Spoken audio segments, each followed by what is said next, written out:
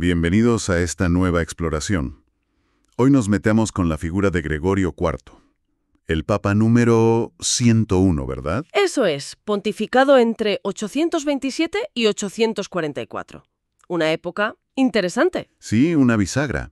Veníamos de Carlomagno, de ese ideal de unidad imperial. Pero ya se notaba que venían curvas.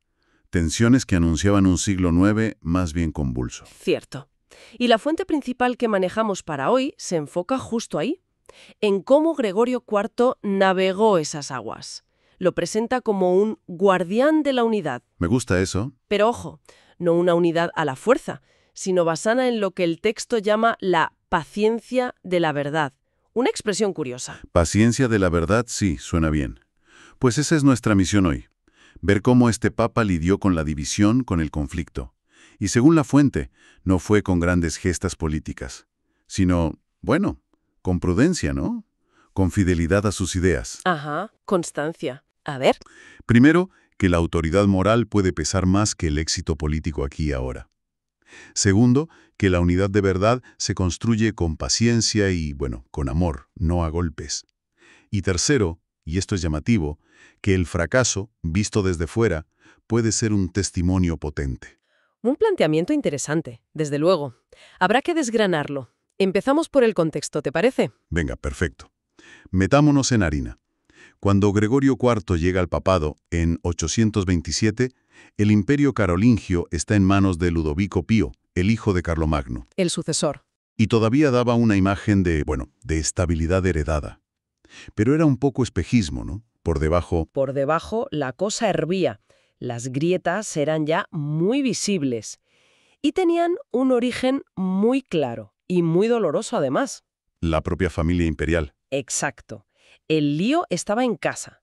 Los hijos de Ludovico, Lotario, Pipino, Luis el Germánico, no paraban de disputarse el poder, la herencia.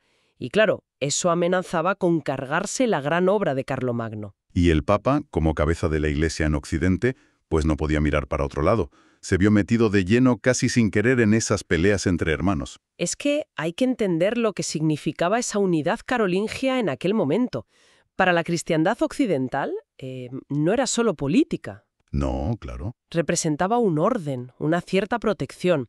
Era la idea de una res pública cristiana hecha realidad, o casi.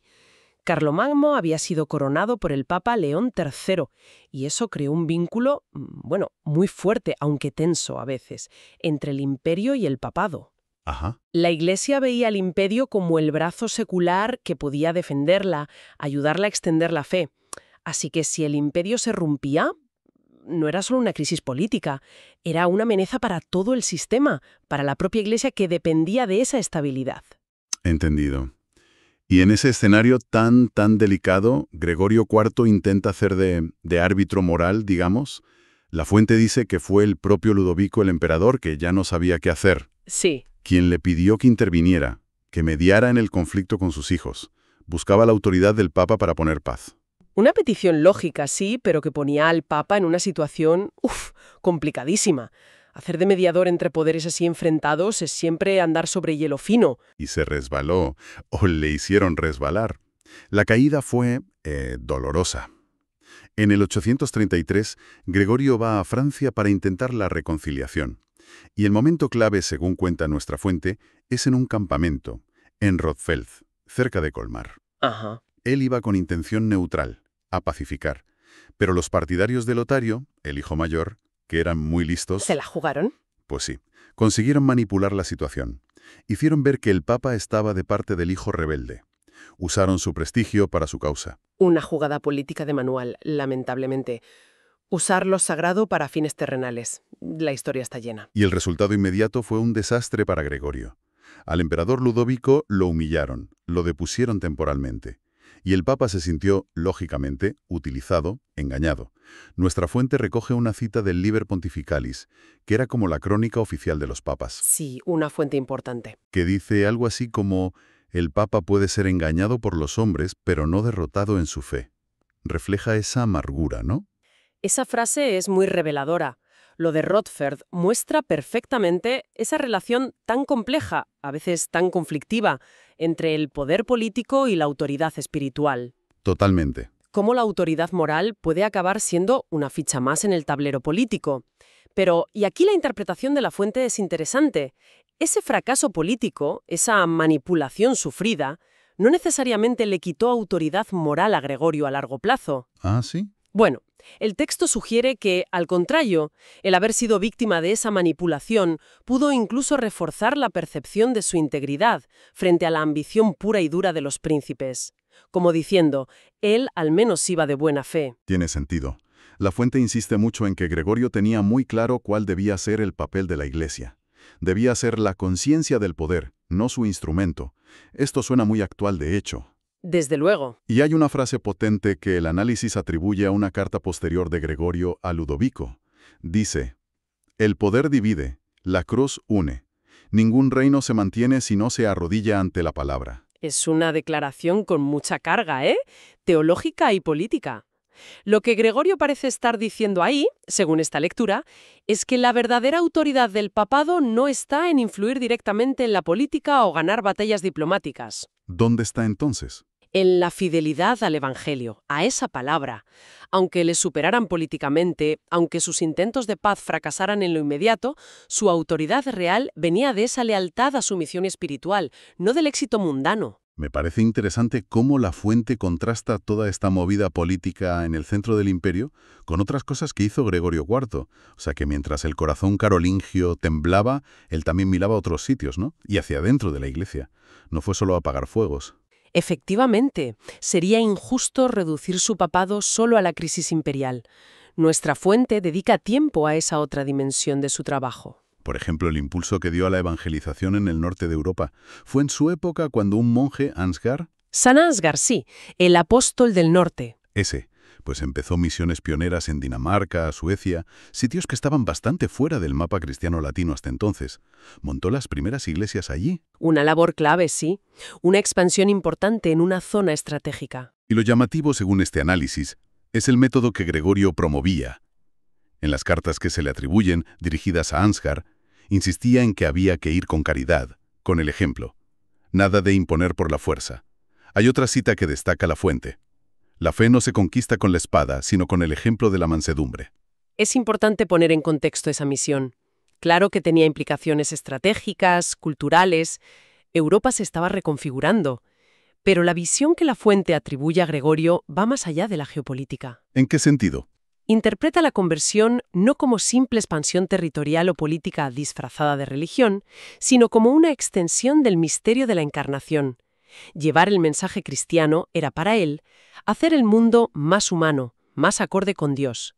Una humanización por la fe frente a la lógica de la conquista. Y esa mirada no solo iba hacia afuera.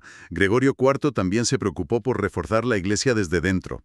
La fuente dice que continuó las reformas de su antecesor, Eugenio II.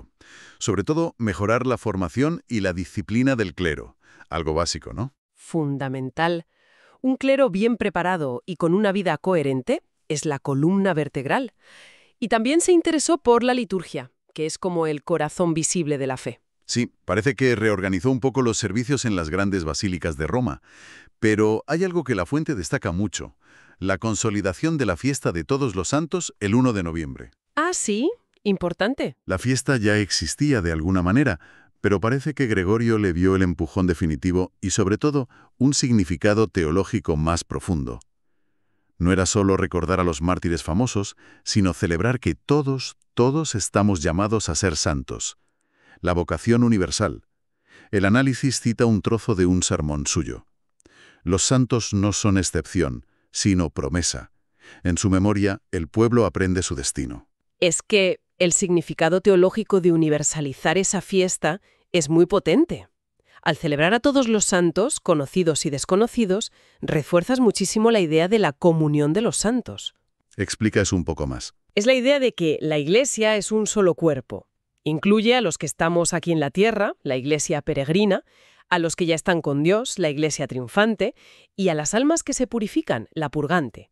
Esta fiesta dice, somos una familia enorme. La santidad no es cosa de héroes solitarios, es un destino común al que todos aspiramos, dentro de esa gran comunidad de fe que va más allá del tiempo y del espacio. Conecta el pasado, el presente y el futuro de la Iglesia. Vale. Entonces, si intentamos juntar todas las piezas que nos da el análisis sobre Gregorio IV, parece que hay como dos ideas centrales que marcan su pontificado, ¿no? La unidad y la paciencia. Sí, dos virtudes que, según esta lectura, fueron su respuesta a los desafíos de su tiempo. Casi un programa de acción, basado en principios. Pescarolingios era más que política. Era un síntoma del pecado, de esa fuerza que nos rompe por dentro y nos separa de los demás y de Dios. Ajá. Por eso, cuando intentaba mediar y reconciliar, no era solo diplomacia.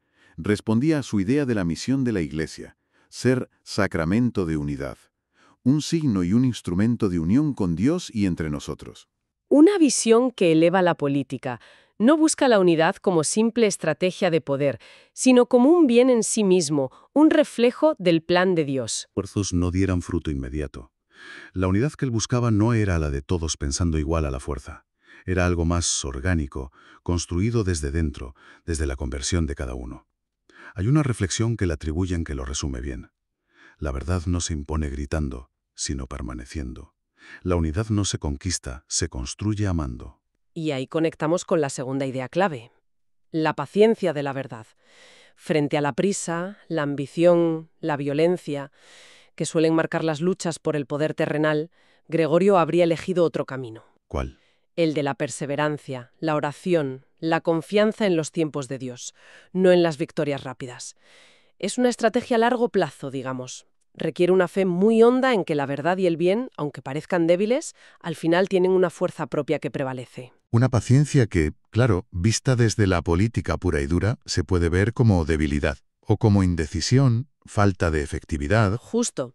Y ahí es donde la fuente mete una reflexión muy interesante sobre el valor del fracaso aparente. El pontificado de Gregorio IV, que no dejó grandes victorias políticas ni conquistas, serviría para cuestionar esa idea de que el éxito mundano es la única medida, el único signo de que Dios está contigo. Ah, mira. El testimonio cristiano sugiere este análisis, y aquí entra esa lectura un poco apologética, que busca defender el valor de la fe en la historia, a menudo se ve de formas más calladas, en la fidelidad mantenida en la prueba, en la constancia aunque parezca que has perdido. Cita otra frase atribuida a Gregorio, ya al final de su vida, en una carta al clero de Roma: hay victorias que destruyen y derrotas que salvan. Esa frase es potente, ¿eh? Le da la vuelta a la lógica normal del poder y del éxito. Totalmente. Desde esta perspectiva, Gregorio IV es un ejemplo de que la verdadera fuerza de la Iglesia no siempre está en su influencia política o en su capacidad de imponerse, sino en ser fiel al mensaje central del Evangelio. Incluso si ese camino te lleva a ser incomprendido, manipulado o a fracasar aparentemente, la fe, viene a decir la fuente, se ha mantenido a lo largo de los siglos más por esa perseverancia silenciosa en la dificultad que por los momentos de gran poder terrenal. Entonces, si intentamos resumir el legado de Gregorio IV basándonos en esta exploración, pues no vamos a encontrar grandes monumentos o tratados que cambiaran la historia al instante. Su huella, según nos sugiere la fuente, es más sutil, más profunda. Ajá. Está en la convicción de que la unidad, la de la Iglesia, y por extensión la de todos, no se basa en la uniformidad a la fuerza ni en el poder que somete. Se basa en algo mucho más frágil y a la vez más exigente. Lo que la fuente llama el amor crucificado. Un amor dispuesto al sacrificio, a la incomprensión. Un legado de principios, de testimonio, más que de resultados inmediatos y tangibles. Una apuesta por la coherencia a largo plazo. Eso es, se le recuerda en esta interpretación como un pastor que prefirió arriesgarse a ser herido o utilizado antes que traicionar su misión de unidad y paz. Un mediador que se guió por la fidelidad a la verdad del Evangelio, por encima del cálculo político o del éxito fácil. La fuente termina con una imagen muy bonita. El mundo se rompe donde falta la caridad, la Iglesia permanece donde alguien ama. Y claro, esta mirada sobre Gregorio IV, a través del análisis que hemos ido comentando, inevitablemente nos deja pensando en nuestro propio tiempo, ¿no? Sí, la verdad. Vivimos una época también muy marcada por divisiones profundas, polarización social, política, ideológica. La pregunta que quizá nos queda flotando es, ¿tendría alguna validez hoy ese enfoque que la fuente atribuye a Gregorio? Esa forma de priorizar la autoridad moral sobre la fuerza bruta, esa paciencia estratégica que confía en procesos largos frente a la urgencia del conflicto. Esa búsqueda de la unidad desde principios compartidos, desde el respeto incluso en el desacuerdo, por encima de las victorias políticas que duran un suspiro, ¿podría este modelo, que a menudo se tacha de débil o de lento, darnos alguna pista para construir puentes en nuestro mundo tan fragmentado? ¿Hay algo de valor en esa paciencia de la verdad para afrontar los conflictos y ejercer el liderazgo de una manera más humana, más sostenible, tanto en las instituciones como en la sociedad en general? Es, una pregunta abierta, ¿no?, para darle una vuelta a cada uno.